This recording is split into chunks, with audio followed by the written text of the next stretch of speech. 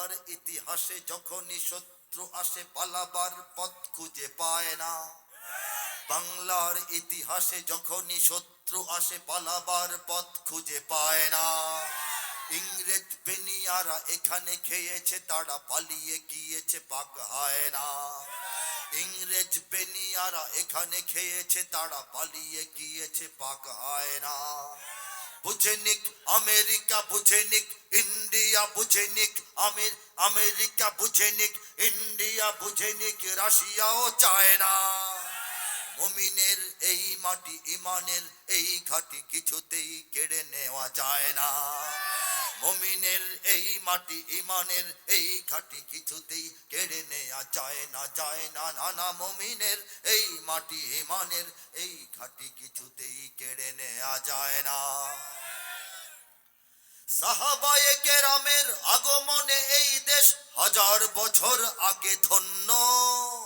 ওলিদের মেহনতে গড়ে ওঠা এ জমিন কোটি কোটি মুমিনের জন্য, কোটি কোটি মুমিনের জন্য।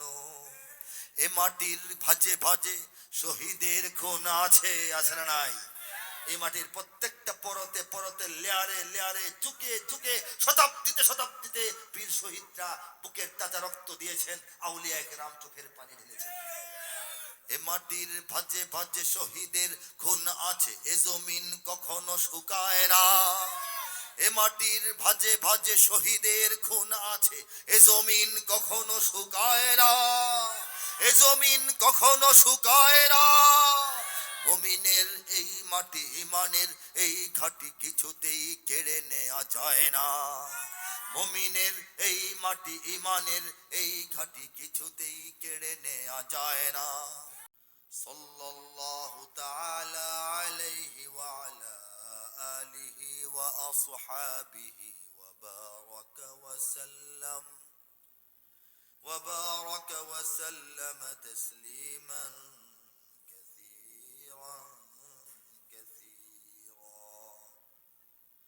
أما بعد فأعوذ بالله من الشيطان الرجيم.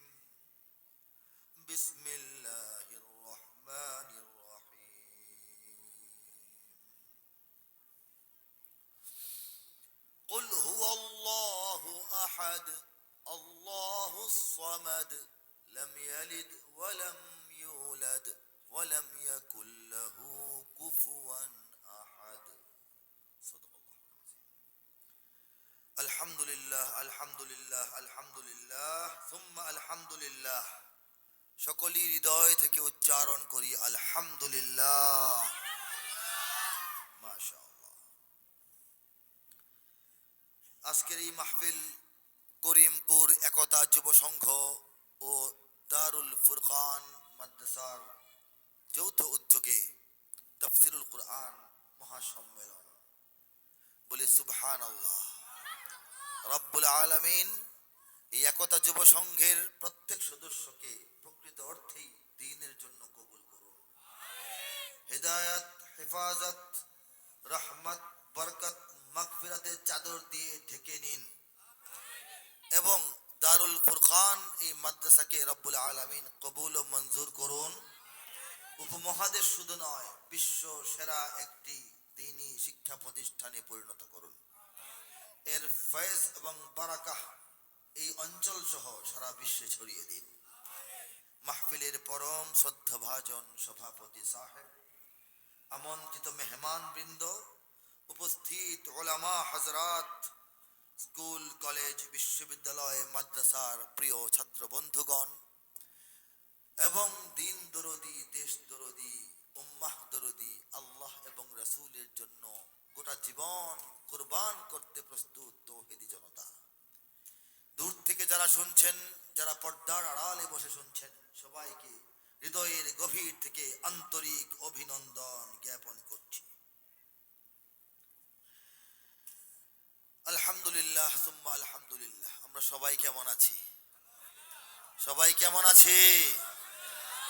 আমিও ভালো আছি আলহামদুলিল্লাহ। আসল কথা হলো, আমরা সবাই এখানে এসেছি, আমাদের কিন্তু অনেক সমস্যা আছে, আছে না?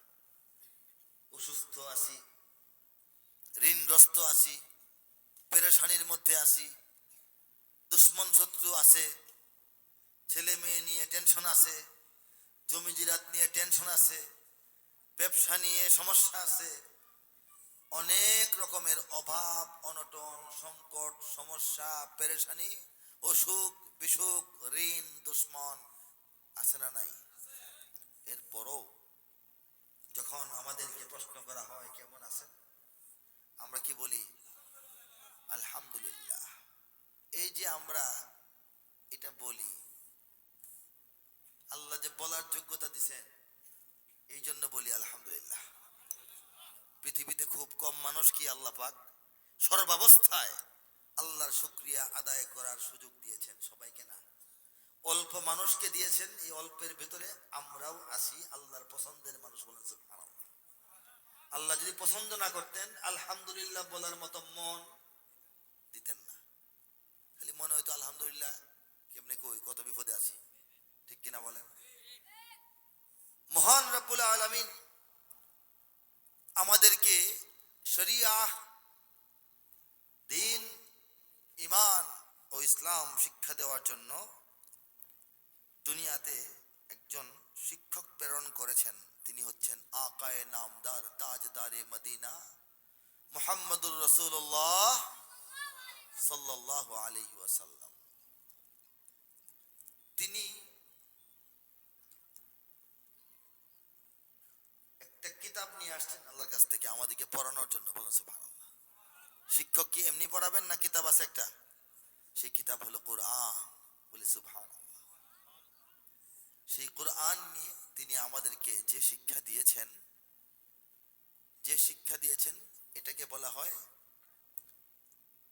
ইলমে ওয়াহি, ওয়াহির মাধ্যমে প্রাপ্ত জ্ঞান। বলেন সুবহানাল্লাহ। পুরো কোরআন ওয়াহি, ওয়াহিয়ে মাতলু যেটা তেলাওয়াত করা হয়, সমস্ত সুন্নাহ এবং আহাদিস এগুলি হচ্ছে ওয়াহিয়ে গায়রে মাতলু, যেগুলি আমরা তেলাওয়াত করি না। হাদিস শরীফ কি ঘরে বসে বসে পড়ি আমরা? রমজান মাসে তেলাওয়াত করি না, কিন্তু এইগুলিও ওয়াহি। আল্লাহর অনুমতি, আল্লাহর ভালো লাগা, আল্লাহর জানাশোনা ছাড়া নবী সাল্লাল্লাহু আলাইহি ওয়াসাল্লাম নিজ থেকে কিছু বলেন নাই। বলেন সুবহানাল্লাহ। সেই নবী করিম সাল্লাল্লাহু আলাইহি ওয়াসাল্লামের শানে নাতে রাসূলের কয়েক লাইন দিয়ে আমি শুরু করতেছি। বালাগাল উলা বিকামালিহি কশফাত তুজা বিজামালিহি হাসুনাত জামিউ খিসালিহি حسنت جميع خصاله صلوا عليه وآله صلوا عليه وآله মুখস্থ আছে কার কার? একটু হাত তুলি। মাশাআল্লাহ, আলহামদুলিল্লাহ। এটা কিন্তু দুরূদ শরীফ না, ভুল বুঝবেন না। এটা কি না? দুরূদ শরীফ না। অনেকে দুরূদ শরীফ মনে করে পড়তে থাকে। এটা একটা নাতে রাসূল, রাসূলুল্লাহ সাল্লাল্লাহু আলাইহি ওয়াসাল্লামের গুণ কীর্তন, তাকে নিবেদন করে কিছু প্রশংসা বাণী একজন কবির লেখা। বলেন সুবহানাল্লাহ। কবি শেখ সাদি, পারস্যের কবি, তিনি আল্লাহর ওলি বুজুর্গ কবি ছিলেন। তিনি লিখছেন বালাগাল উলা বিকামালিহি, তারপর লিখছেন কাশাফাত তুজা বিজামালিহি, তারপর লিখছেন হাসুনাত জামিউ খিসালিহি। সুন্দর না? চারটা লাইন না হলে কবিতা হয় না, অন্তত 4 লাইন না হলে তো একটা ছোট্ট কবিতাও হয় না। 3 লাইন লেখা, উনি পরে কি লিখবেন খুব ভাবতেছেন, মিল মতো হইতেছে না যে কোনটা হইলে সুন্দর হবে। কবিরা তো চিন্তা করতে থাকে আরো সুন্দর, যে 3টা লাইন লিখছি এর চাইতে উত্তম কিছু লাগবে। ভাবতে ভাবতে ভাবতে ভাবতে তিনি তন্দ্রাচ্ছন্ন হয়ে ঘুমিয়ে পড়ছেন। ঘুমের মধ্যে আল্লাহর রাসূল এসে হাজির হয়েছেন। এই শেখ সাদি, তুমি কি করো? হুজুর কবিতা লিখতে বসছিলাম। পরে কি করলা? লিখছি তো আটকে গেছি, আর শুনতে পারতাছি না। 4th লাইন, আরেকটা লাইন হইলেই মোটামুটি একটা হয়ে যেত। কি লেখছো শোনাও। তিনি আগে 3 লাইন শোনাইছেন। বালাগাল উলা উলা বিকামালিহি কাশাফাত তুজা বিজামালিহি, মিলছে। পরে হাসনাত জামিউ খিসালিহি, পরে কি নবীজি বলেন, সহজ একটা লাইন আছে, লিখো, লিখে ফেলা ওটা, সল্লু আলাইহি ওয়া আলিহি। উনি ঘুম থেকে ওইটা মনে রয়েছে এবং লিখছেন সল্লু আলাইহি ওয়া আলিহি। নবীজি এই কবিতায় অংশগ্রহণ করছেন। একসাথে একটু উচ্চারণ করতে পারবো না, এই জন্য এটার এত বড় মর্যাদা। বালাগাল উলা বিকামালিহি কাশাফাত তুজা বিজামালিহি হাসুনাত জামিউ খিসালিহি, হাসুনাত জামিউ খিসালিহি সাল্লু আলাইহি ওয়া আলিহি, সাল্লু আলাইহি ওয়া আলিহি। বালাগাল উলা কাশাফাত তুজা বিজামালিহি হাসুনাত জামিউ খিসালিহি, হাসুনাত জামিউ খিসালিহি সাল্লু আলাইহি ওয়া আলিহি, সাল্লু আলাইহি ওয়া আলিহি। এ আকাশ বাতাস গ্রহ তারা ফুল, এ গোলাপ জবা চামেলি বকুল, এ আকাশ বাতাস গ্রহ তারা ফুল, এ গোলাপ জবা চামেলি বকুল, সারা দুনিয়ায় হে প্রিয় রসুল, সারা দুনিয়ায় হে প্রিয় রসুল, নাহি গো তোমার তুলনা নাহি। বালাগাল উলা বিকামালিহি কাশাফাত তুজা বিজামালিহি হাসুনাত জামিউ খিসালিহি, হাসুনাত জামিউ খিসালিহি সাল্লু আলাইহি ওয়া আলিহি, সাল্লু আলাইহি ওয়া আলিহি। সাল্লাল্লাহু আলাইহি ওয়াসাল্লাম। সেই নবীর উম্মত আমরা, বলি সুবহানাল্লাহ। সেই নবীর উম্মত আমরা। দুনিয়ার জীবন সহজ নয়, কঠিন জীবন। এই কঠিন জীবন পার হওয়ার জন্য আল্লাহ রাব্বুল আলামিন মুমিনদেরকে, শুধু আমাদেরকে, মুমিনদেরকে দুইটা পাখা দান করেছেন। দুইটা কি দান করছেন? যে পাখা দিয়ে উড়ে উড়ে দুনিয়ার যা ঝামেলার মধ্যে না জড়ায়া, পাখা দিয়া উড়া উড়া আমরা জান্নাত পর্যন্ত সহজে যাইতে পারবো। শুধুমাত্র শেষ নবীর উম্মতের জন্য আল্লাহ পাক স্পেশালি এটা দিয়েছেন। সেই দুইটা পাখা হচ্ছে শুকর এবং সবর। বলেন সুবহানাল্লাহ। পৃথিবীতে মানুষের দুঃখ কষ্ট বেদনা যন্ত্রণা যাতনা লস ক্ষতি বিপদ আপদ হইতে পারে না? কমও হইতে পারে, অনেক বেশিও হইতে পারে। হইতে পারে কিনা বলেন? জানের ক্ষতি, মালের ক্ষতি, ইজ্জতের ক্ষতি, নানা রকমের সমস্যা হইতে পারে। ইসলাম আমাদেরকে শিখিয়েছে, যদি কোনো সুখ সুবিধা ভালো খবর উন্নতি এবং বিজয় বা লাভ হয়, তখন আল্লাহর শুকরিয়া আদায় করো। বলেন সুবহানাল্লাহ। এক মুহূর্তের জন্য মনে করবা না তোমার নিজের যোগ্যতায় এটা হয়ে গেছে, এটা মনে করবা না। আল্লাহ শুকরিয়া আদায় করো, আলহামদুলিল্লাহ বলো। আর যদি কোনো ক্ষয়ক্ষতির সামনে পড়ে যাও, লস হয়ে গেছে, ক্ষতি হয়ে গেছে, পুইরা গেছে, মইরা গেছে, সইরা গেছে, হারায় গেছে, হয় না? তখন সবর করো। সবর কইরা হাসি মুখে বলো আলহামদুলিল্লাহ আলা কুল্লি হাল।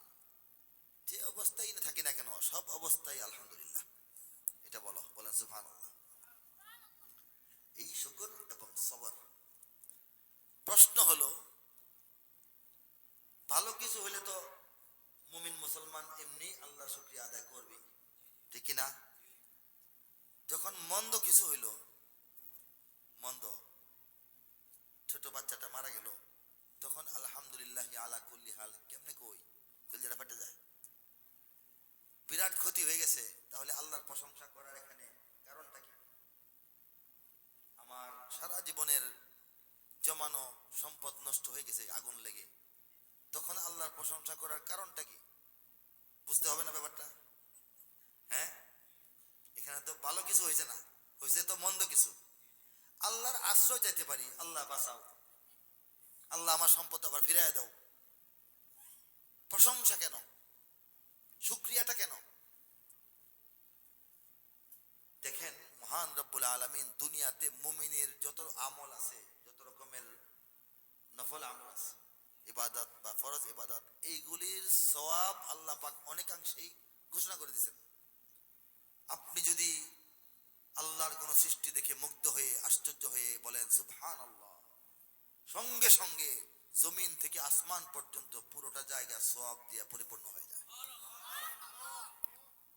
আপনি যদি ওই কাজটা করেন, ওই দোয়াটা করেন, তাহলে উহুদ পরিমাণ, উহুদ পাহাড় পরিমাণ আপনার সওয়াব হয়ে যায়। আছে না এরকম ফাজাইল? আছে না?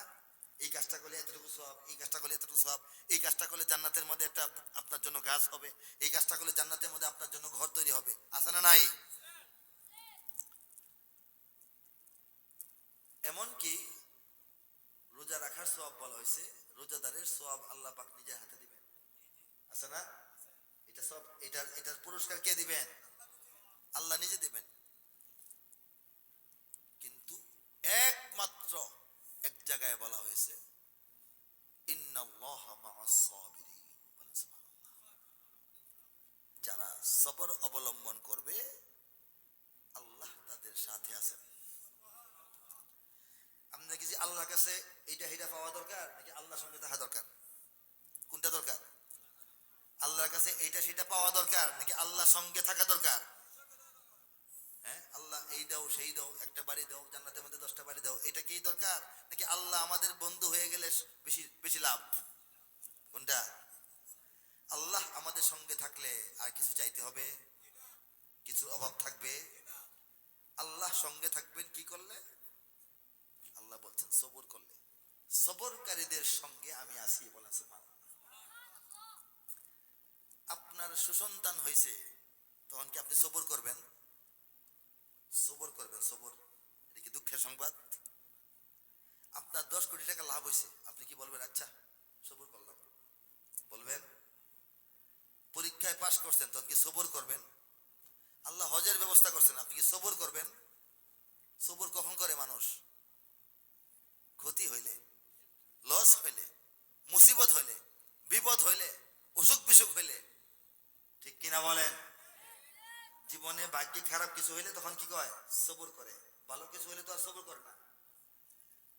আপনার জীবনে মন্দ কিছু হয় না, খালি ভালো ভালো ভালো ভালো। আল্লাহ এতই ভালো রাখছেন যে আপনার সবর করার কোনো সুযোগই নাই। তখন আল্লাহকে সঙ্গী হিসেবে পাইবেন কেমনে? পাওয়া যাবে? এতই আল্লাহ নিয়ামত দিচ্ছেন, আপনি খালি আলহামদুলিল্লাহ আলহামদুলিল্লাহ আলহামদুলিল্লাহ, শুকরিয়া শুকরিয়া শুকরিয়া। সবর করার সুযোগটা পাবেন কখন? যখন আল্লাহ আপনাকে অসুস্থ বানাবেন, ঠিক কিনা বলেন? যখন একটা মুসিবত আপনার জীবনে আসবে, তখন সবরের সুযোগ হবে। মুসিবত যখন হয়ে যায়, তখন আল্লাহ যে সবর করারও একটা সুযোগ দিচ্ছেন, এই জন্য বলতে হয় আলহামদুলিল্লাহ আলা কুল্লি হাল। আল্লাহ শুকরিয়া আদায় করতেছি। কারণটা কি? আল্লাহ পাক আমাকে, আল্লাহ জানেন না এমন তো কিছু নাই, একটা বিপদ দিচ্ছেন পরীক্ষামূলক, যেন আমি অস্থির না হইয়া সবর করি। আর সবর করলে আল্লাহ যেন আমার সঙ্গী হয়ে যায়। একটা ছেলে মেয়ের বিয়ে হয়েছে, নতুন দম্পতি, বাসর রাতে প্রথম দুজনের চেহারা দেখছে, আগে দেখা নাই। অনেক বিয়ে এমনি হয় না, দেখছেন আর কি, দেখা হয় নাই, মুখোমুখি দেখা হয় নাই। ছেলেও মেয়ে দেখা নাই, মেয়েও ছেলে দেখা নাই, এমনি বিয়ে হয়েছে মুরব্বীদের কথায়। তখন যখন মুখ খুলে মুখ দেখছে দুজন, তখন তো দুজনের দুজনের জন্য জায়েজ।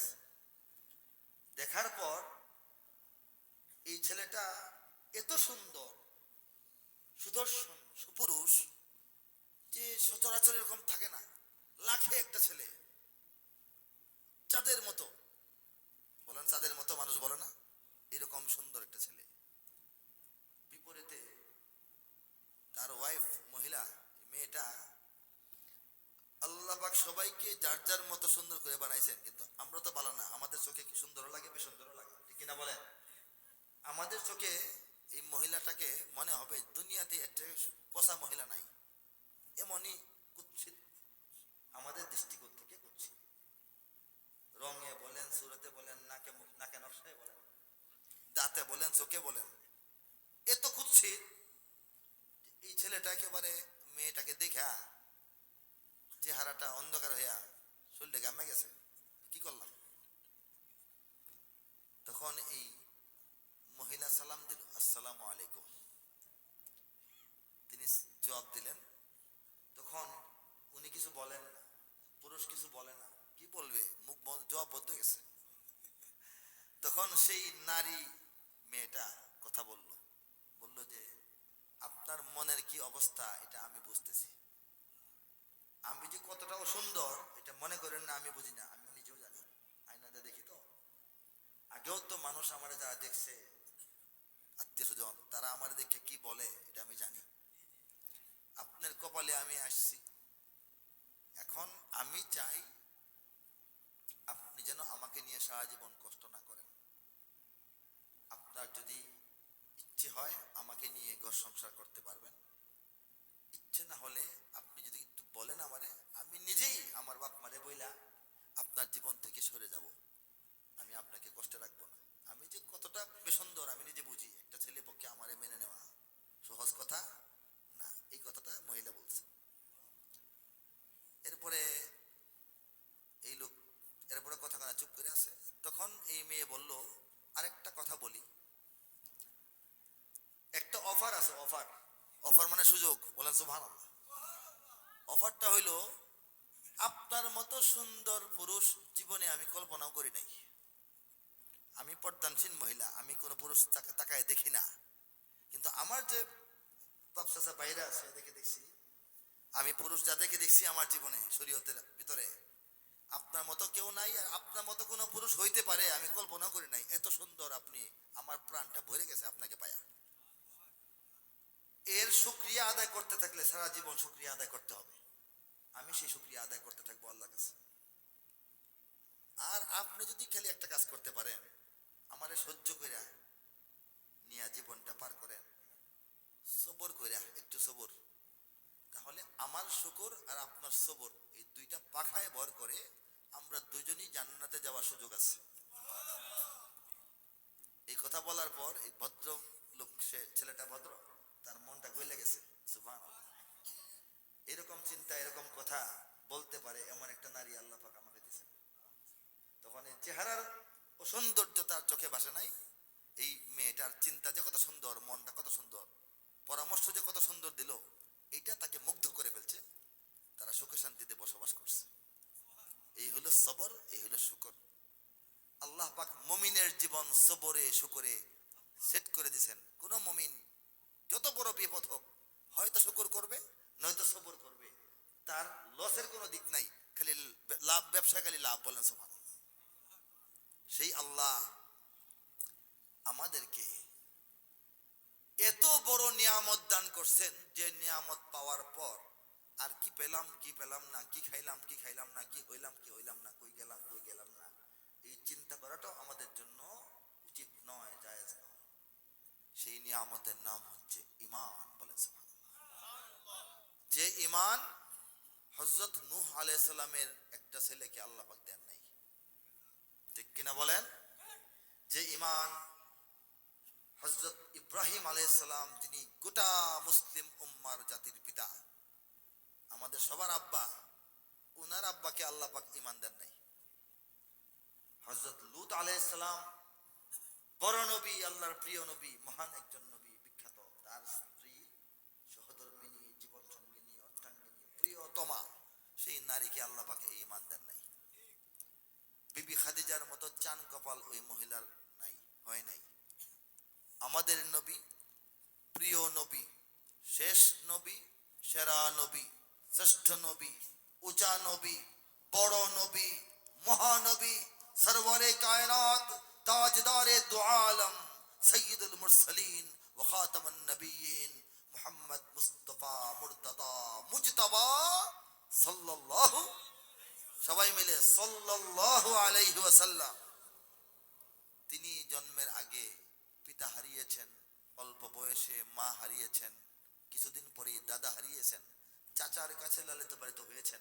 আবু তালেব চিন্তায়, ভাবনায়, জ্ঞানে, গরিমায়, বুদ্ধিতে, কৌশলে, চেহারায়, সুরতে, দেখতে শুনতে, উসায় লাম্বায়, নাকে, নকশায়, রঙ্গে, সুরতে, চরিত্রে, সত্যবাদিতায়, ন্যায়পরায়ণতায়, ন্যায় বিচারে, স্বচ্ছতায় এবং নেতৃত্বে, কর্তৃত্বে, আভিজাত্যে, বংশমর্যাদায় মক্কার মধ্যে উন্নত মানের একজন শ্রেষ্ঠ মানুষ।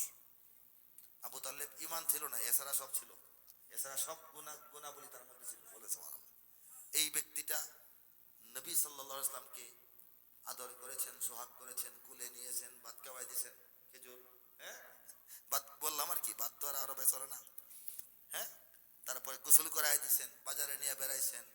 কিশোর নবী সাল্লাল্লাহু আলাইহি ওয়াসাল্লামকে আন্তর্জাতিক ব্যবসার সফরে সঙ্গে নিয়ে বের হয়েছেন সিরিয়ার পথে, ঠিক কিনা? এবং যুবক নবী সাল্লাল্লাহু আলাইহি ওয়াসাল্লামকে বিবি খাদিজার মতো উত্তম জায়গায় বিয়ে করাইছেন। কাফেরদের অত্যাচার থেকে সারা জীবন রক্ষা করছেন। নবীজির সঙ্গে জেলখানায় 3 বছর ছিলেন, সে আবি তালিবে বন্দী ছিলেন। চাচা তো মুসলমান না, কিন্তু নবীর সঙ্গে ওখানে, আমার বাতিজারে ওখানে রাখলে আমিও সেখানে থাকবো। কিন্তু এত আদর, সোহাগ, মমতা, ভালোবাসা সত্ত্বেও আল্লাহ তাআলা ঈমান দেন নাই, ঠিক কিনা বলেন? যে ঈমান নবীর ঘরের মানুষ পায় না, নবীর বাবা পান নাই, নবীর ছেলে পায় না, নবীর ভাই পায় না, আপন ভাই, নবীর স্ত্রী পায় না, সেই ঈমান আমারে আপনারে আল্লাহ পাক বিনা চেষ্টায়, বিনা কষ্টে, বিনা অর্থ খরচে, বিনা মিছিলে মিটিংয়ে, বিনা অত্যাচার সহ্য করায়, বিনা হিজরতে দান করে দিয়েছেন। বলেন সুবহানাল্লাহ, বলি আল্লাহু আকবার। এদেশে আল্লাহু আকবারের সুরে সূর্য ওঠে, এদেশে আল্লাহু আকবারের সুরে সূর্য ডোবে, এদেশে আল্লাহু আকবারের সুরে সূর্য ওঠে, এদেশে আল্লাহু আকবারের সুরে সূর্য ডোবে। এদেশের মাল্লা মাঝি কিষান মজুর সবার ঠোঁটে শোনো রে লা ইলাহা ইল্লাল্লাহর জিকির ওঠে। এদেশের মাল্লা মাঝি কিষান মজুর সবার ঠোঁটে শোনো রে লা ইলাহা ইল্লাল্লাহর জিকির ওঠে। ইমানের তপ্ত আগুন জ্বলছে সবার বুকে বুকে, ইমানের তপ্ত আগুন জ্বলছে সবার বুকে বুকে, সে আগুন দেশ হতে দেশ দেশান্তরেও জ্বলতে হবে। এদেশে আল্লাহু আকবারের সুরে সূর্য ওঠে, এদেশে আল্লাহু আকবারের সুরে সূর্য ডোবে। প্রতিদিন এদেশে সূর্য ওঠে ফজরের আজানের সঙ্গে সঙ্গে, সূর্যটা ডুবে মাগরিবের আজানের সঙ্গে সঙ্গে, ঠিক না বলেন? এদেশের পথে ঘাটে, এদেশের বাজার হাটে, এদেশের এদেশের এদেশের এদেশের এদেশের গঞ্জে গ্রামে খুদার নামের তাসবিহাতে কত পীর আউলিয়াদের অশ্রু ঝরে গভীর রাতে। যে দেশের সন্তানেরা মক্তবে যায় কোরআন বুকে, যে দেশের সন্তানেরা মক্তবে যায় কোরআন বুকে, সে দেশে আল কোরআনের শাসন কায়েম করতে হবে। এদেশে আল্লাহু আকবারের সুরে সূর্য ওঠে, এদেশে আল্লাহু আকবারের সুরে সূর্য ডোবে। এদেশে আল্লাহু আকবারের সুরে সূর্য ওঠে, এদেশে আল্লাহু আকবারের সুরে সূর্য ডোবে।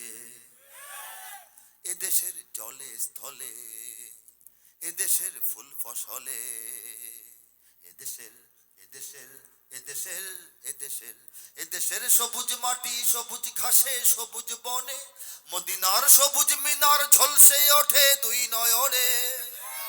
এদেশের সবুজ মাটি সবুজ ঘাস সবুজ ফুল ফসল লতা পাতা গাছপালা বন দেখলে আমাদের চোখে আমাদের মনে মদিনার সবুজ মিনারা ভাইসা ওঠে। এদেশের সবুজ মাটি সবুজ ঘাসে সবুজ বনে, মদিনার সবুজ মিনার ঝলসে ওঠে দুই নয়নে। এদেশের শিকড় তো নয় দিল্লিতে বা ওয়াশিংটনে, এদেশের শিকড় তো নয় দিল্লিতে বা ওয়াশিংটনে, এদেশের শিকড় জানি ছড়িয়ে আছে দূর আরবে, এদেশে আল্লাহ আকবরের সুরে সূর্য ওঠে, এদেশে আল্লাহ আকবরের সুরে সূর্য ডোবে। ঠিক কিনা? এদেশের শিকড় দিল্লিতেও নয়, এদেশের শিকড় ওয়াশিংটনেও নয়, এদেশের শিকড় দূর আরবে। বলেন সুবহানাল্লাহ। এদেশের শিকড় যে দিল্লিতে নয়, দিল্লির এই কথা মোটামুটি আমরা বুঝাইতে পারছি। দিল্লি পিছু হটেছে, ওয়াশিংটন উকি ঝুঁকি মারতেছে আসার জন্য, লোক পাঠাইতেছে। ঠিক কিনা বলে? এদেশের নেতৃবৃন্দকে দাওয়াত দেয়া দেয়া ওয়াশিংটন নিয়ে যায় আর শিখায় যে আপনি বসবেন ক্ষমতায়, আপনি হবেন বিরোধী দল, আপনি বলবেন মানি না মানবো না। শিখানো রাজনীতি নেতারা এসে বাংলাদেশে খেলে, আমরা খালি চার দোকানে বসে বসে নামাজ টামাজ বাদ দিয়া ওদের আলাপ করি, রাজনীতির আলাপ। অথচ রাজনীতি বাংলাদেশে নাই, রাজনীতি চলতেছে বিদেশ থেকে। ঠিক কিনা বলে? আমাদের রাজনীতি একটাই, এটা হচ্ছে বাংলাদেশকে তার প্রকৃত ঠিকানায় পৌঁছায় দেওয়া। এই ঠিকানাটা হলো ইসলাম। ঠিক কিনা বলেন? আমাদের ওয়াজ নসিহত জুমার বয়ান এলেম কালাম তাবলীগ তালিম যা হইতেছে সবকিছু উদ্দেশ্য কোনটা? এদেশে যেন আল্লাহর দ্বীন বিজয় লাভ করে। ঠিক কিনা বলেন? মাশাআল্লাহ। দেখেন, যখন কোনো মাহফিলে আমি আসি, মুরব্বীদের আশা থাকে কিছু বয়ান টয়ান শোনা, যেহেতু একজন আলেম দাওয়াত দেওয়া হয়েছে। যুবকদের আশা থাকে কিছু কবিতা সঙ্গীত শোনা। ঠিক কিনা? দুইটার মধ্যে মিল করা আমার জন্য একটু কঠিন হয়ে যায়। লম্বা সময় যদি বয়ান ওয়াজ নসিহত করতে থাকি, যুবকদের মনটা খুব অস্থির হয়ে যাবে যে কবিতা সঙ্গীত উনি কবি সাহেব এখনো শুরু করছে না। আর প্রথমেই যদি কবিতা সঙ্গীত শুরু করি 8টা-10টা, ময়মরবি কবি যে মৌলানা আনলো, কি কয় বুঝি না, ওয়াজও করে না। ঠিক কিনা বলে? বিপদ নাই রে আমার লেগে। বিপদে বললে কি সবর করছি আমি, ইন্নাল্লাহা মা'আস সাবিরিন। যেটা বয়ান যেটা কবিতা, দুইটাই বয়ান। বলেন সুবহানাল্লাহ। এই দেশটাকে নিয়ে কবিতা সঙ্গীত যা আছে, স্লোগান বলেন কথা বলেন, সবকিছুর মধ্যে ইবাদত এবং সওয়াব আছে। কারণ কি? এমন এক দেশ আল্লাহ পাক দিয়েছেন আমাদেরকে, যে দেশের চতুর্দিকে অন্য কোন মুসলিম দেশের সীমানা নাই। এটা দুনিয়ার সব মুসলিম দেশ কিন্তু এই অবস্থায় নাই। আমাদের একটা ভিন্ন প্রেক্ষাপট, ভিন্ন ভূতাত্ত্বিক ব্যাপার, ভূ রাজনৈতিক একটা ব্যাপার, মানচিত্র। এমন দেশ বাংলাদেশ, যে দেশের চতুর্দিকে 1 ইঞ্চি পরিমাণ কোন মুসলিম দেশের সীমানা নাই, কানাকানির ব্যবস্থা নাই, সলা পরামর্শের ব্যবস্থা নাই, একটু আপন দুই ভাই কিলাকিলি করে এই ব্যবস্থাও নাই, আপন ভাই নেই। ঠিক কিনা বলে? কিন্তু সারা দুনিয়ার 200 কোটি মুসলমান আমাদের ভাই। কথা ঠিক কিনা? আমরা একটু দূরে থাকি, আলাদা থাকি, আল্লাহ পাক এক কোণার মধ্যে রাখছেন, এক কোণার মধ্যে আল্লাহ বসায় রাখছেন। এটা আল্লাহর ফয়সালা। বলেন সুবহানাল্লাহ। পৃথিবীতে বর্তমানে 202.5 কোটি মুসলমান। এতদিন বলতাম প্রায় 200 কোটি মুসলমান, বর্তমান হিসাবে 200 কোটির বেশি। বলেন সুবহানাল্লাহ। সেই 200 কোটি মুসলমানকে যদি 10 দিয়া ভাগ দেন, 10 ভাগের 1 ভাগ হলো 20 কোটি। সেই 10 ভাগের 1 ভাগ 20 কোটি মুসলমান এই বাংলাদেশে আছে। বলেন সুবহানাল্লাহ। দুনিয়াতে দেশ কি মাত্র 10টা? কিন্তু ভাগে কিন্তু আমরা 10 ভাগের 1 ভাগ পাইছি। বলি আল্লাহু আকবার।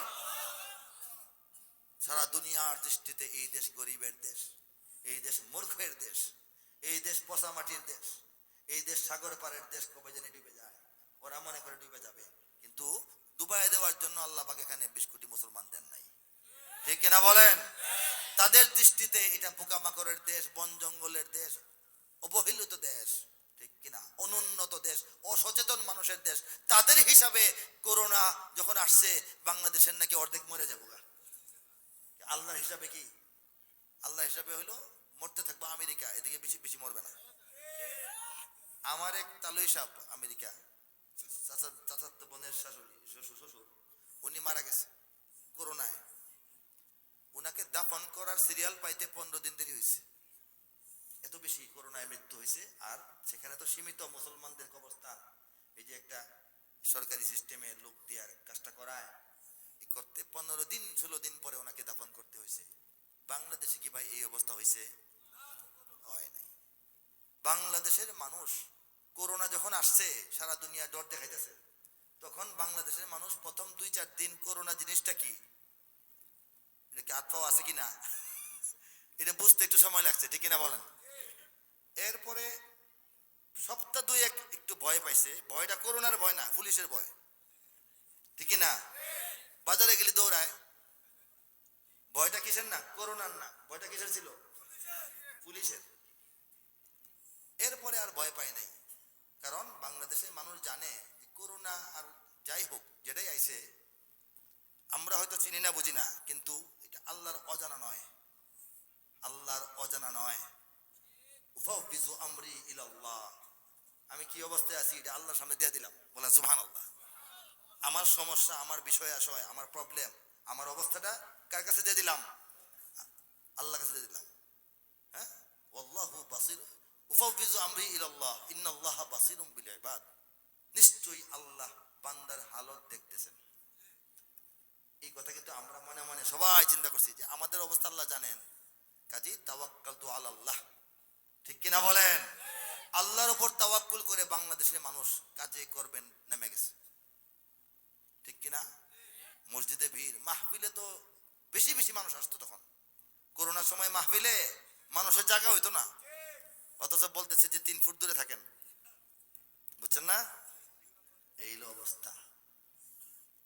তবে অনেকেই দূরত্ব বজায় আছে। ব্রাহ্মণবাড়ি একটা মারামারি হয়েছিল তখন, ধুমসে মারামারি, ব্রাহ্মণবাড়ি হয় না, হ্যাঁ, তখন সাংবাদিক জিজ্ঞেস করলো যে আপনারা কি মানুষ হতেন না, এই করোনার সময় মারামারি করে, কি উত্তর দিতে জানেননি, বলছে যে আমরা মারামারি করতেছি, তবে সামাজিক দূরত্ব 3 ফুট দূরে থেকে মারতেছি।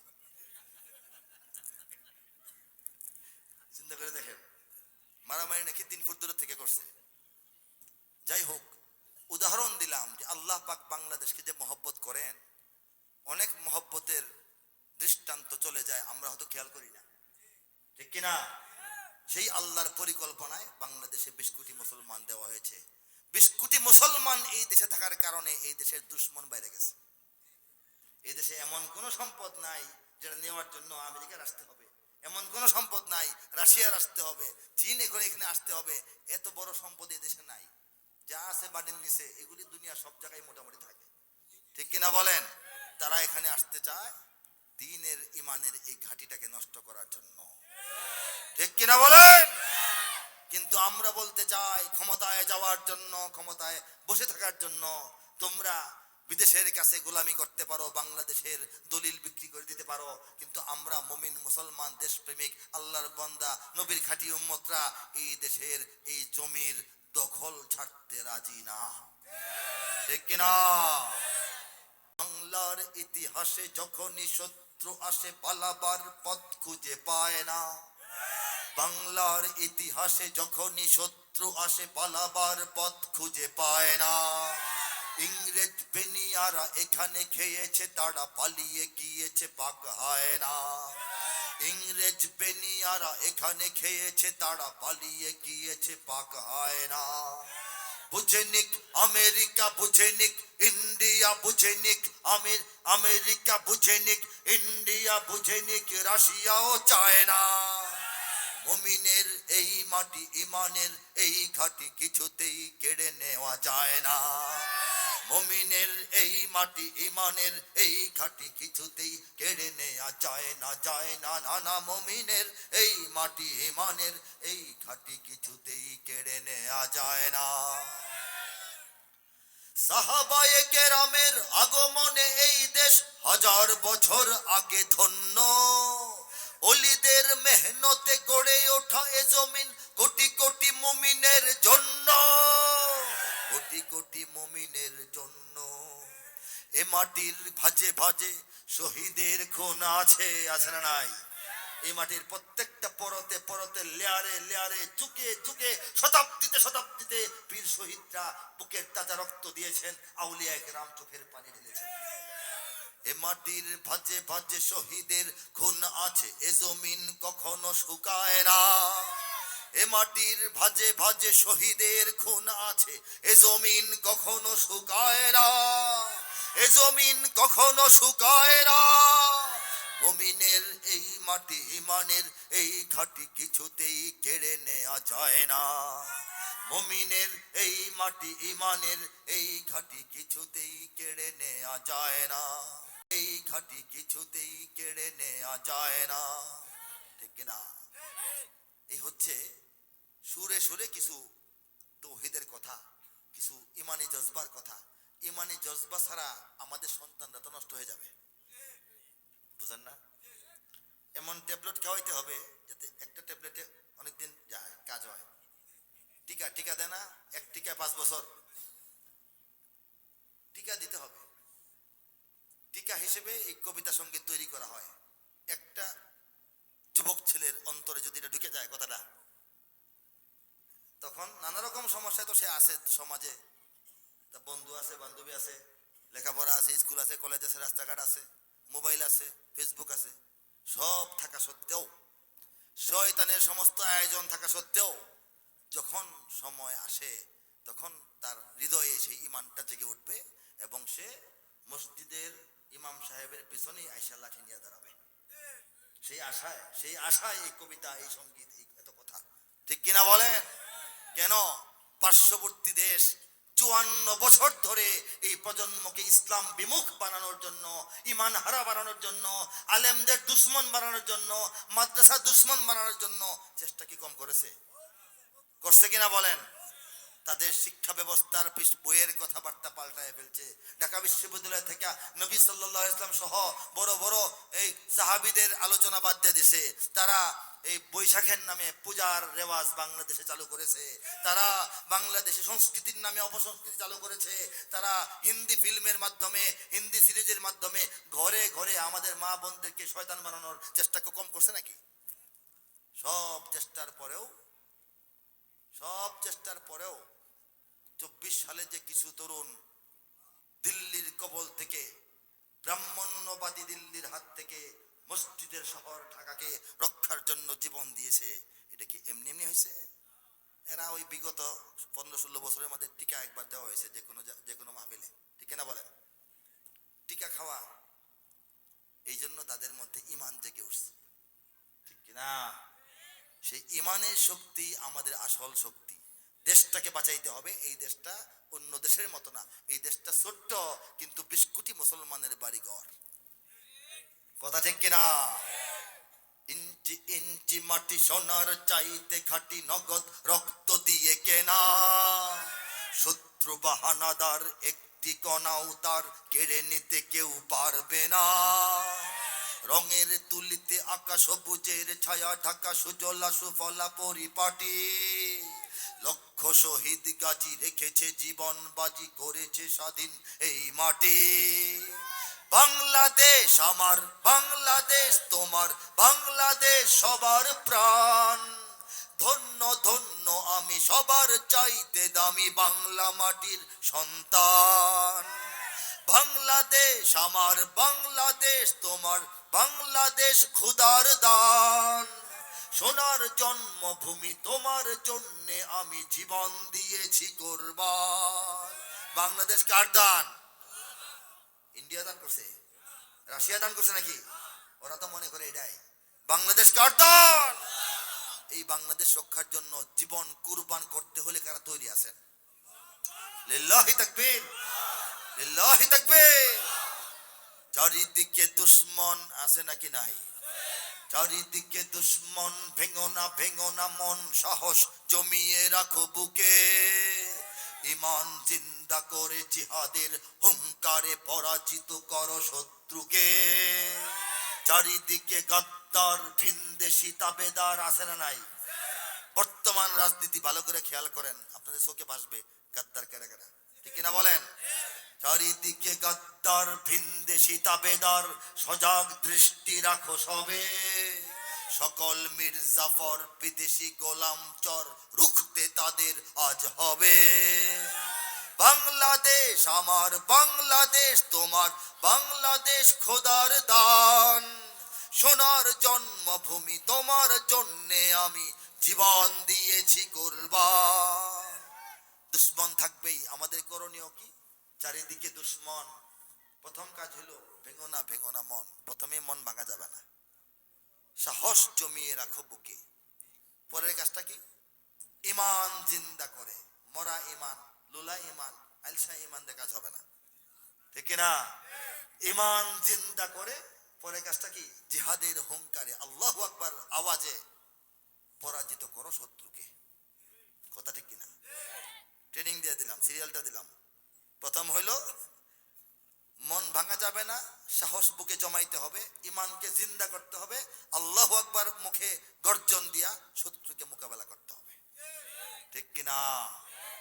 ওরা চেয়েছিল আল্লাহু আকবার আওয়াজটা বাংলাদেশে যাতে হারায় যায়, যাতে ফুরায় যায়, যাতে নিভা যায়। তারা চাইছিল আমাদের নতুন প্রজন্মের স্কুল কলেজের পোলাপান এই আওয়াজ জীবনে চিনবেও না, জানবেও না, মানবেও না, বুঝবেও না। এমনই প্রচার তারা করেছিল। এই আল্লাহু আকবার স্লোগান অমুক দলের স্লোগান, আল্লাহু আকবার স্লোগান অমুক মার্কার স্লোগান, আল্লাহু আকবার স্লোগান ওই বোমা টোমা ফুটায় কিছু দুষ্ট জঙ্গি টঙ্গি বলে ওদের স্লোগান। এটা বোঝানোর চেষ্টা করছিল। মৌলবাদের স্লোগান, সাম্প্রদায়িকতার স্লোগান, মধ্যযুগীয় বর্বরদের স্লোগান, জঙ্গিদের স্লোগান, তারা এটা প্রমাণ করতে চেয়েছিল। চিন্তা করেন জঙ্গি চিনবেন কিভাবে? ওরা প্রচার করছিল। কি প্রচার জানেন? দেখবেন যারা নামাজের সময় অথবা অন্য সময় টাকনুর উপরে প্যান্ট পরে এরা নাকি জঙ্গি। যাদের কপালের মধ্যে নামাজের দাগ পাওয়া যায় এরা নাকি জঙ্গি। যারা পরস্পর দেখা হইলে সালাম দেয় আসসালামু আলাইকুম, এরা এলো জঙ্গি। জঙ্গি চিনার তারা প্রাথমিক কিছু লক্ষণ, যে দেখা হইলেই সালাম দেয়, ঘুরে আসে আবার দেখা হইলে আবার সালাম দেয়, আর প্যান্ট বললে রাখে, হ্যাঁ, আর কপালে নামাজের দাগ, আর সুবহানাল্লাহ কয়, কথা কথা মাশাআল্লাহ কয়, কোথায় যাইবো কয় ইনশাল্লাহ যাবো, ইনশাল্লাহ মাশাআল্লাহ সুবহানাল্লাহ যারা বেশি বলে এরা হলো জঙ্গি। এটা আমাদের মানুষ, বাংলাদেশের মানুষকে বোঝানোর চেষ্টা করছিল। চিন্তা করে দেখেন। কিন্তু আল্লাহ পাক চাইছেন অন্যটা। তারা চাইছে একটা, আল্লাহ চাইছেন আরেকটা। ওয়ামাকারু, তারা ষড়যন্ত্র করেছে, ওয়ামাকার আল্লাহ, আল্লাহ কৌশল অবলম্বন করেছেন। ওয়াল্লাহু খায়রুল মাকিরিন, নিশ্চয়ই অবশ্যই আল্লাহই সর্বোত্তম, সর্বোচ্চ, সর্বশ্রেষ্ঠ সুকৌশলী এবং পরিকল্পনা গ্রহণকারী। আল্লাহ পরিকল্পনা করছেন যে না, অচিরেই বাংলাদেশে এমন দিন দেখাবো, শুধু মাহফিলের মঞ্চ থেকে নয়, মসজিদের মেম্বার থেকে নয়, দাড়ি টুপিওয়ালা মুত্তাকি মানুষের মিছিল থেকে নয়, সর্বত্র সকল জায়গায় আল্লাহু আকবার আওয়াজ উঠবে। এমনকি খেলার মাঠে, ফুটবল খেলায় যদি বাংলাদেশ ইন্ডিয়ারে গোল দেয়, তবুও আমাদের সন্তানরা এই খেলা দেখনেওয়ালা সাধারণ মানুষরাও আওয়াজ দিবে নারায়ে তাকবীর, আল্লাহু আকবার। এই দৃশ্য আমরা ঢাকা স্টেডিয়ামে দেখেছি। স্টেডিয়ামে কি মৌলানা সাহেব গেছিল খেলা দেখতে? কারা গেছিল? সাধারণ ছেলেরা, স্কুল কলেজের ছেলেরা, ঠিক কিনা? কিন্তু যখন গোল হয়েছে, দিল্লি গোল খাইছে, ঢাকা গোল দিছে, তখন তাদের ইমান জেগে উঠছে। তারা স্লোগান দিছে নারায়ে তাকবীর, আল্লাহু আকবার, আল্লাহু আকবার। কয়েক মিনিট পর্যন্ত লাগাতার গোটা স্টেডিয়ামের 40,000 দর্শক স্লোগান দিয়েছে। ওরা চাইছিল নিভাইয়ে দিবে, মাদ্রাসার ভিতরে তালা মেরে লাগাই দিবে, মাদ্রাসার বাইরে এই আওয়াজ না যায়। এখন কই গেছে? শুধু তাই নয়, 24-এর বিজয়ের পর যখন ভারতের মন খুব খারাপ, মেজাজ খারাপ, আমাদের বিভিন্ন সীমান্তে তারা অশান্তি শুরু করছে। এই আসা ধাক্কায়, কোদাল দিয়ে কোবায়, বেড়া তোলে, বুঝছেন না? সহ্য হইতেছে না। তখন আমাদের গ্রামগঞ্জের কৃষকরা, শ্রমিকরা, সাধারণ মানুষ, তারা অন্য কোনো কথাই ওদের সাথে বলে নাই। ওখানে গেছে, দাঁড়াইছে, আঙ্গুল তুলতে ভারতের দিকে একটা স্লোগান দিচ্ছে নারায়ে তাকবীর, আল্লাহু আকবার। আল্লাহু আকবার স্লোগানকে বাংলাদেশের জাতীয় স্লোগান বানায় দিয়েছেন কে? কে বানায় দিয়েছেন? আল্লাহ পাক এই দেশে 20 কোটি মুসলমান দিয়েছেন। আল্লাহ পাক এই দেশটাকে মুসলমান দেওয়ার জন্য মসজিদ, মাদ্রাসা, আজান, তাকবীর, হাফেজে কোরআন, সারা দুনিয়ার মধ্যে 100-150 দেশের মধ্যে প্রতিযোগিতা হয়। বাংলাদেশের মায়ের ছেলেরা যারা আলু ভর্তা ডাল ছাড়া সারা বছর মাদ্রাসা কিছু পায় না, তারা সেই সব প্রতিযোগিতায় গিয়া কোরআনের প্রতিযোগিতায় 1 নম্বর হয়। এটা কে করাইছেন? এটা কি ইসলামের বিজয় না? এবং ইসলামের খেদমত না? বাংলাদেশের যুবকদেরকে আল্লাহ পাক বিশ্বের বুকে কোরআন হেফাজতকারী হিসেবে 1 নম্বর আসন দিয়েছেন। সেই আল্লাহ কি দেশটাকে হেফাজত করবেন না? যে দেশে এত কোরআন শরীফ আল্লাহ পাক আমাদের সন্তানদের কলজার মধ্যে বইরে বইরে দিয়েছে, এই দেশটাকে কি আল্লাহ হেফাজত করবেন না? আল্লাহই করবেন ইনশাআল্লাহ। হ্যাঁ, ওয়াল্লাহু খায়রুন হাফিজান ওয়া হুয়া আরহামুর রাহিমিন। আল্লাহ উত্তম হেফাজতকারী, আর তিনি তো একদম দয়া সাগর। আমি আরো অনেক সময় লম্বা আপনাদের নেব না, শীতটা খুব গভীর শীত, কনকনে শীত। আমার পরে আলেমেদিন আছেন, মুরব্বী, উনি কথা বলবেন, দোয়া করবেন।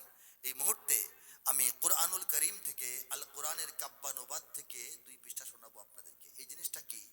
এটা একটা কিতাব, আল কোরআনের কাব্যানুবাদ, মানে কোরআনুল করিমের কবিতার মাধ্যমে অনুবাদ। বলেন সুবহানাল্লাহ। পৃথিবীর অনেক দেশে অনেক ভাষায় কোরআনের সাধারণ তর্জমা হয়েছে, বলি আলহামদুলিল্লাহ। অনেক দেশে অনেক ভাষায় বৃহৎ বৃহৎ মহান মহান আশ্চর্যজনক তাফসীর গ্রন্থ রচিত হয়েছে, বলি সুবহানাল্লাহ। কিন্তু কোরআনের শুরু থেকে শেষ পর্যন্ত 114টা সূরা ব্যাপী 6000-এর অধিক আয়াতের কবিতার মাধ্যমে সহিহ শুদ্ধ তর্জমা দুনিয়ার কোন দেশে কোন ভাষায় এখনো হয়েছে বলে প্রমাণিত তথ্য নাই। প্রমাণিত তথ্য নাই। চেষ্টা হয়েছে, কবিতা সুন্দর তো তর্জমায় সমস্যা, তর্জমা সঠিক তো কবিতা হয় নাই, সাধারণ তর্জমা হয়েছে, অনেক রকম সমস্যা। এটা করতে গেলে কাব্যমান, ভাষার মান, সাহিত্য মান ঠিক থাকতে হবে। আরবি ভাষার যে ব্যাকরণের নিয়ম কানুন, এটা নাহু, সরফ, ফাসাহাত, বালাগাত ঠিক থাকতে হবে। আল্লাহর কালাম আরবি আর সাধারণ আরবি সৌদি আরবে যে কয়, এটা এক ব্যাপার না। আল্লাহর কালাম এটা আল্লাহরই কালাম, এটা আসমান থেকে নাজিল হয়েছে, ঠিক কিনা বলেন? সেই আসমানি কালামের গুরুত্ব, বড়ত্ব, মহত্ব, তাৎপর্য, উচ্চতা, গভীরতা, অভিজাত্য, লালিত্য সঠিকভাবে বজায় রাখতে হবে। শুরু থেকে শেষ পর্যন্ত ধারাবাহিক তর্জমা। একটু করলাম ফাঁকে আছে, একটু করলাম যেহানা ভাল লাগে হেনা করলাম, তাহলে হবে না, এটা হবে একটা বিয়াদবি, ঠিক কিনা বলেন? তারপর প্রত্যেকটা আয়াতের সুস্পষ্ট স্বতন্ত্র তর্জমা করতে হবে। এবং আমি একটা বুঝলাম, যেটা বুঝলাম লিখে দিলাম, তাহলে হবে না। এটা ভাবানুবাদ দেওয়া হবে না, মূল অনুবাদ হইতে হবে। যেভাবে আল্লাহ যতটুকু বলতে চাইছেন ততটুকুই তর্জমায় আসতে হবে, তখনই এটা কাব্যানুবাদ। বলেন সুবহানাল্লাহ। এই কঠিন কাজ আল্লাহ পাক করাইছেন তার এক বান্দাকে দিয়া, বাংলাদেশে বাংলা ভাষায় তার নগণ্য এই বান্দার হাতে কাজটা করাইছেন। দুনিয়াতে প্রথম। আমি আপনাদেরকে 1 পৃষ্ঠা 2 পৃষ্ঠা শোনাচ্ছি। সূরা আর রহমানের শেষ পৃষ্ঠা থেকে আপনাদেরকে শোনাই, সময় যেহেতু কম। সূরা আর রহমানের সবটা না, শেষ পৃষ্ঠার এই কয়েক কিছু আয়াত। আউযু বিল্লাহি মিনাশ শাইতানির রাজীম। বিসমিল্লাহির রহমানির রহিম। বিতাড়িত শয়তান থেকে চাই আল্লাহর আশ্রয়। বিতাড়িত শয়তান থেকে চাই আল্লাহর আশ্রয়, আল্লাহর নামে যিনি দয়াবান পরম করুণাময়। কবিতাটা মিলছে না? كأنهن الياقوت والمرجان فبأي آلاء ربكما تكذبان هل جزاء الإحسان إلا الإحسان فبأي آلاء ربكما تكذبان ومن دونهما جنتان فبأي آلاء ربكما تكذبان مدهامتان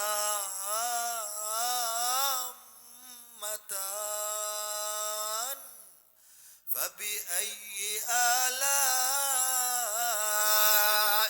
ربكما تكذبان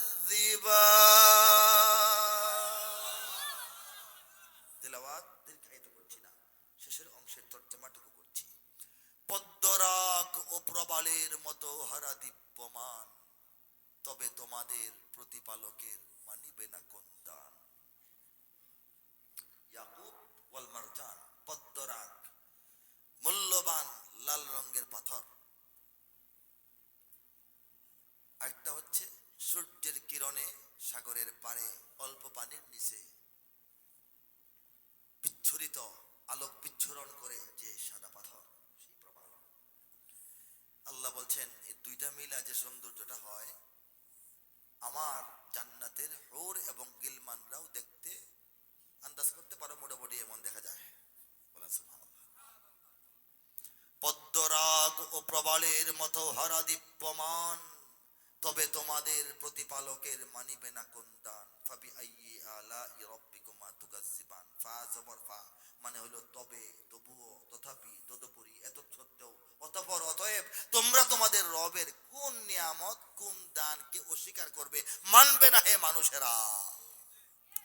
উত্তম কাজে উত্তম ছাড়া কিবা হবে প্রতিদান। হাল জাযাউল ইহসানি ইল্লাল ইহসান। উলামায়ে কেরাম মিলায় দেবেন, আপনারা শুনতে থাকেন। উত্তম কাজে উত্তম ছাড়া কিবা হবে প্রতিদান, তবে তোমাদের প্রতিপালকের মানিবে না কোন দান।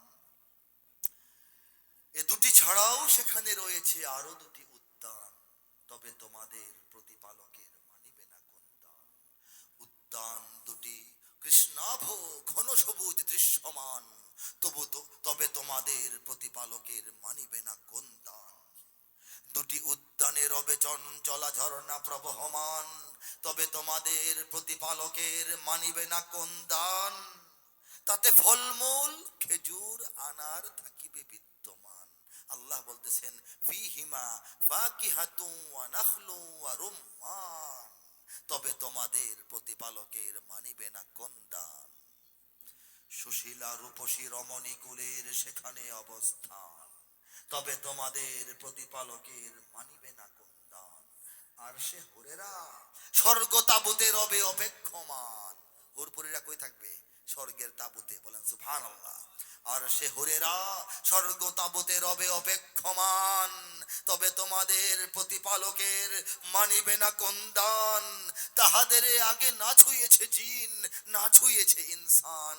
আল্লাহর ভাষায় লাম ইয়াতমিসহুন্না ইনসুন ক্বাবলাহুম ওয়ালা জান। হে জান্নাতবাসী পুরুষরা, তোমাদের জন্য যে হুরদেরকে আমি প্রস্তুত করে সাজিয়ে গুছিয়ে রেখেছি, তাদেরকে তোমাদের আগে আর কোনো মানুষ বা জিন স্পর্শ করে নাই। তাহাদের আগে না ছুঁয়েছে জিন, না ছুঁয়েছে ইনসান, তবে তোমাদের প্রতিপালকের মানিবে না কোন দান। সবুজ ও সুন্দর গালিচায় বসিবে দিয়ে হেলান, তবে তোমাদের প্রতিপালকের মানিবে না কোন দান। সর্বশেষ আয়াত তাবারাকাসমু রাব্বিকা যিল জালালি ওয়াল ইকরাম। আল্লাহর দয়ায়, মায়ায়, করুণায়, ভালোবাসায়, ফয়সালায়, তার সাহায্যে যে তরজমা এই অধমের হাতে হয়েছে সেটা হলো কত সুমহান হে নবী তোমার রবের নামের শান। কত সুমহান, ব্র্যাকেটে হে নবী, আয়াতে নাই। কত সুমহান হে নবী তোমার রবের নামের শান। মহান অনুভব গৌরবময় তিনি মহামহিয়ান। এই তালে, এই মিলে, এই সৌন্দর্যে, দুধের মতো, মধুর মতো, পানির মতো আল্লাহ পাক কোরআনের সমস্ত আয়াত, সমস্ত সূরা, ইউসিকুমুল্লাহর মতো জটিল কঠিন পেঁচানো আয়াত, আল্লাহু নূরুস সামাওয়াতি ওয়াল আরদের মতো জটিল কঠিন তরজমার আয়াত, সমস্ত আয়াতের তরজমা যেমনে শোনাইছি, প্রত্যেকটা পৃষ্ঠা পড়লে এমনই মজা লাগবে। আল্লাহ পাক শেষ করে দিয়েছেন, পুরা কাজটা শেষ করছেন মাত্র মাত্র মাত্র 240 দিনের মেহনতে। আমার মেধা, আমার জ্ঞান, আমার যোগ্যতা, আমার প্রতিভা, আমার চিন্তা, আমার মনোযোগ, আমার অধ্যাবসা, এগুলি সামান্য ধুলা পরিমাণও এখানে অবদান নাই। পুরাটা অবদান কার? আল্লাহ না চাইলে 70,000 কবি 70,000 বছর বৈশা বৈশা কোরআনের একটা আয়াতের তর্জমা মিলাতে পারবে না, কবিতায় আনতে পারবে না। ঠিক কিনা বলেন? আল্লাহ চাইলে হয়, তিনি চাইছেন, এই জন্য হয়েছে। একজন কামলা দিয়ে করাইছেন, কামলাটা কে হবে সেটা আল্লাহ আমারে বাছাই করছেন। বলে সুবহানাল্লাহ। আল্লাহ পাক কবুল করুন। প্রত্যেক পৃষ্ঠায় এটা একটা গ্রন্থের মধ্যে পূর্ণ কোরআন, এর আর খণ্ড নাই, এক খণ্ডে পুরা কোরআন আছে। প্রত্যেক পৃষ্ঠায় এক পাশে আয়াত সরাসরি, আর এক পাশে নাম্বার দিয়ে আয়াত নম্বর, 86 নম্বর আয়াতে 86 নম্বর তর্জমা, এরকম একেবারে সুন্দর করে এটা ছাপা হয়েছে, সুন্দর কাগজে, সুন্দর আলমারিতে রেখে দেওয়ার মতো একটা জিনিস। যদি আপনারা সংগ্রহ করার ইচ্ছা, সামর্থ্য, প্রয়োজন আজকে থাকে, গাড়ি থেকে সংগ্রহ করবেন। একটা বাক্সে কিছু কপি আছে। এটার গায়ের মূল্য 1200, অনলাইন অফলাইন ঢাকা শহর অন্য সব জায়গায় একটা দাম, এটা কম বেশি বিক্রি করা হয় না। শুধু গাড়ি থেকে যারা নেন, লেখক হিসেবে 200 টাকা আমার অংশটা বাদ দিয়া 1000 টাকা দিয়ে দেওয়া হয়। যদি চান আপনারা হাদিয়া, এটা হাদিয়া আপনারা গ্রহণ করতে চাইলে গ্রহণ করে রাখতে পারেন ইনশাআল্লাহ। আলোচনা শেষ মুহূর্তে চলে আসছি। কিছু কথা, কিছু আলোচনা, কিছু কবিতা, কিছু সঙ্গীত, কিছু চেতনা এই অল্প সময়ের মধ্যে, গভীর শীতের মধ্যে আপনাদের সামনে পেশ করেছি। জানি না কতটা পেরেছি, ভবিষ্যতে আল্লাহ চাইলে আরো দেখা হবে, আরো কথা হবে। আল্লাহ পাক আমাদেরকে ইমানের মধ্যে বরকত দান করেন, আমলের মধ্যে বরকত দান করেন, আমাদের আখলাকের মধ্যে সৌন্দর্য দান করেন, এবং দেশ রক্ষা, জাতি রক্ষা এবং মানচিত্র রক্ষা, 20 কোটি মুমিনের এই অধিবাসকে রক্ষা, কালিমাতুস শাহাদার পতাকা চূড়ান্ত ভাবে আসমানে উড়ানোর যে স্বপ্ন দেখি, সেই স্বপ্নটা বাস্তবায়নের তৌফিক, এই আয়োজন, এই সম্ভাবনাকে বাঁচানোর জন্য যদি লড়াইও করতে হয়, কারা রাজি আছি বলেন? লিল্লাহি তাকবীর, লিল্লাহি তাকবীর। 2010 সালে আমি লিখেছিলাম, বাংলাদেশের সব মানুষের নাম বদলাতে পারে, বইয়ের পাতায় স্বাধীনতা সংগ্রাম বদলাতে পারে, বঙ্গোপসাগরের সব পানি যেতে পারে শুকিয়েও, গোটা রাজধানী গিলে নিতে পারে বুড়িগঙ্গার ঢেউ, সুন্দরবন কেটে হতে পারে ইটের ভাটার লাকড়ি, শিল্পপতিরা দেউলিয়া হয়ে খুঁজতে পারেন চাকরি, চোর গুন্ডারা পেয়ে যেতে পারে মন্ত্রীর মর্যাদা, আইনের ফাঁকে কালো টাকা সব হয়ে যেতে পারে সাদা। অনেকেই বলে এই দেশ নাকি হুজুগে জাতির দেশ, দফায় দফায় বদলায় এর রং ঢং পরিবেশ, তাই বলে ইসলাম তো এদেশে হুজুগে হবে না শেষ, হুজুগে হবে না শেষ। ইসলাম এ মাটির পরতে পরতে জনপদে ঘরে ঘরে, ইসলাম এ জাতির 90% মানুষের অন্তরে, ইসলাম নিয়ে কেউ ছিনিমিনি খেলে এমন শক্তি নেই, আর কিছু থাক না থাক এদেশে ইসলাম থাকবে, সবকিছু বদলে যাক এদেশে ইসলাম থাকবে। ভয়াবহ অবস্থা 2010-এ, একদিকে জঙ্গি বলে বলে আলেমদেরকে কোণঠাসা করা হচ্ছে, আরেকদিকে আমাদের সংস্কৃতি পরিবর্তন করে ফেলা হচ্ছে, শিক্ষা ব্যবস্থায় ইসলামকে ধ্বংস করা হচ্ছে, মূর্তি বসিয়ে মূর্তি পূজার প্রচলন শুরু করে দেওয়া হয়েছে। আরো বড় বড় বিপদ, যখন ইসলামের সামনে রাষ্ট্র ধর্ম ইসলাম সংবিধানে থাকবে কি থাকবে না, বিসমিল্লাহ রাখবে কি রাখবে না, অনেক রকমের সংকট, তখন জাতিকে উদ্বুদ্ধ করার জন্য, ঐক্যবদ্ধ রাখার জন্য আল্লাহ তার সেই গোলাম কবিকে দিয়া কয়েকটা লাইন লেখাইছিলেন, আপনাদের সামনে পেশ করলাম। ইসলাম আছে না নাই? ইসলাম থাকবেই যে আল্লাহ লেখাইছিলেন, ইসলাম আছে না নাই? 10 সালের কবিতা 15 বছর পরে জাস্টিফাই করে দেখেন, ইসলাম আছে না নাই? একটা দল ছিল, এখন নাই, ইসলাম আছে না নাই? একজন নারী ছিল, এখন নাই, ইসলাম আছে না নাই? হ্যাঁ, আমাদের গণভবন খুব রৌনকদার ছিল, এখন নাই, ইসলাম আছে না নাই? কেন্দ্রীয় কারাগার চকবাজার ঢাকা শহরে ছিল, এখন নাই, কেরানীগঞ্জ চলে গেছে, ইসলাম আছে না নাই? সংবিধানে অনেক কিছুই আছে, অনেক কিছু ছিল, আর থাকবে না, সিদ্ধান্ত হয়ে গেছে, ইসলাম আছে না নাই? কাজেই ইসলামকে দিয়েছেন আল্লাহ, প্রতিষ্ঠা করেছেন আল্লাহ, বিস্তৃতি লাভ করাইছেন আল্লাহ, 20 কোটি মুমিন তৈরি করছেন আল্লাহ, রক্ষাও করবেন আল্লাহ। আল্লাহ পাক আমাদেরকে ইসলামের সঙ্গে খাদেম হয়ে থাকার তৌফিক দান করুন। ওয়া আখিরু দাওয়ানা আলহামদুলিল্লাহি রাব্বিল আলামিন ওয়াস সালাতু ওয়াস সালামু আলা সাইয়্যিদিল মুরসালিন। আসসালামু আলাইকুম ওয়া রাহমাতুল্লাহি ওয়া বারাকাতুহু।